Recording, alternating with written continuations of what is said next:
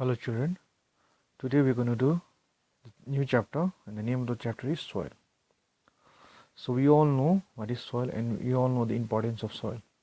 So it's because of the soil we can grow various crops and with the help of which we get food, and not only that, because of soil different plants and trees are formed from where a very important component oxygen gas is produced. So we have many important reasons we have many reasons why soil is important to us. And soil also, it provides the outer cover, it forms the outer cover of the earth. Now we need to see how is soil formed.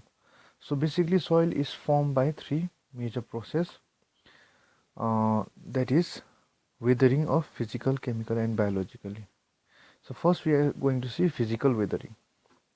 So physical weathering, it is usually done when the rock is affected by rain, water and by freezing for a very long period of time. So here it's given that when there is a heavy rainfall and there is wind is blowing at a very high speed, that time the rocks and all, they are getting affected, and that's how slowly those rocks are broken down and they are and from there soil is formed. Especially in colder region, when there is rainfall and at colder region where temperature regularly drops at night, during the rainy season out there, the water is collected and those waters are enter into the cracks of the rock, and at night time, because temperature is falling down at a high rate, that time the rocks which are present in the rocks which sweeps through the cracks in the water which sweeps through the crack in the rocks, those get freeze, and that's how ice are formed, and slowly the rocks are broken down with that process. This is physical weathering.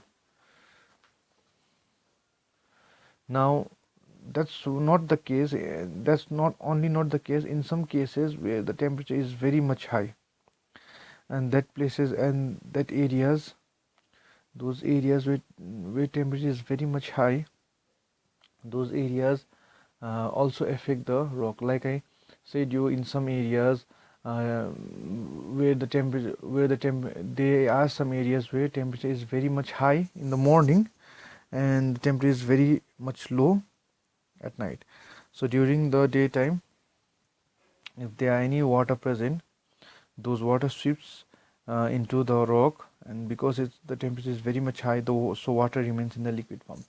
And at night time the temperature fall abruptly. At that time those liquid water is converted to ice, and that's how rocks, they slowly get crack, and from there soils are formed. This is physical weathering. Now in chemical weathering, it's mostly affects the chemical portion. So what usually happens, this kind of phenomena, it's mostly seen in warm areas and where there are lots of water. So what will happen, where water is present at very large amount and where there are rock areas, that will chemically affect the constitute of the rock. That means the strength of the rock are chemically affected because of constant because of water and constantly increasing temperature. And once the chemical component of water is affected, it might lose its strength and they are broken down into soils. Then we have biological weathering. So in biological weathering, those rocks are affected by plants and animals, and in some cases microorganisms are also affected. Like one example would be lichens. So lichens are it's a combination of algae and fungus. So we have seen lichens, it's a common thing which we see. So in some cases we see lichens being stuck at the stone. So they are stuck at the surface of the stone, and slowly what will happen, they will be producing certain kinds of acid which will slowly degrade the rock. So here is a picture given to you how weathering takes place. So there are big rocks out here.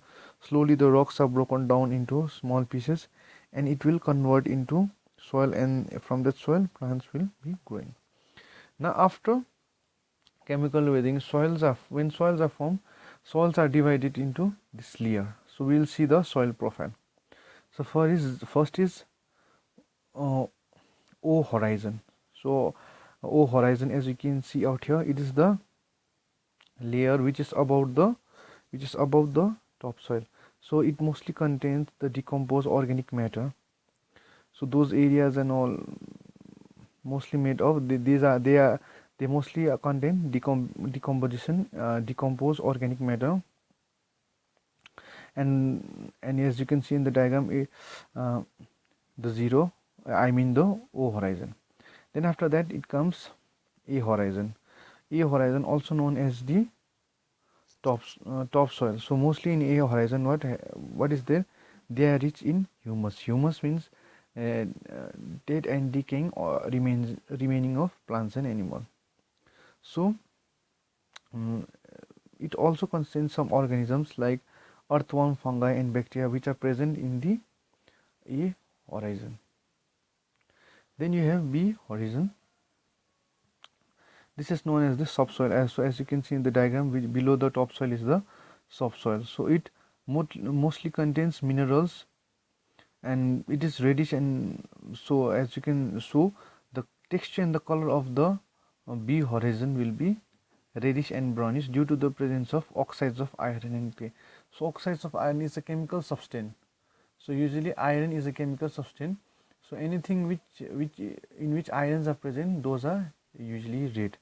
So with this, whenever we see the soil that is ready, we see the soil of B horizon reddish in color, we come to a conclusion that it contains some oxides of iron and clay.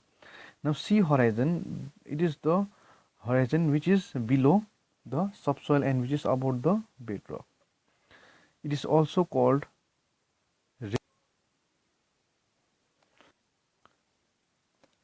as you can see, clay soil, as the name suggests, it's made out of clay. So whenever it's dry, it becomes very hard as that of concrete.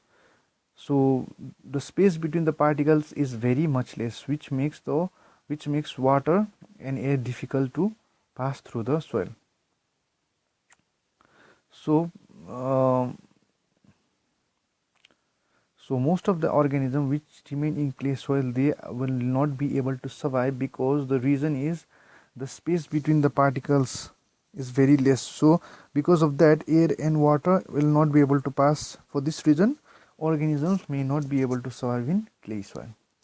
And finally we have loam soil. Now loam soil is a perfect soil for both plants and organisms. The reason because is it has small amount of clay, and so it has smaller amount of clay, and it also has some amount of sand and sleet. So it's a mixture of all kind of soils,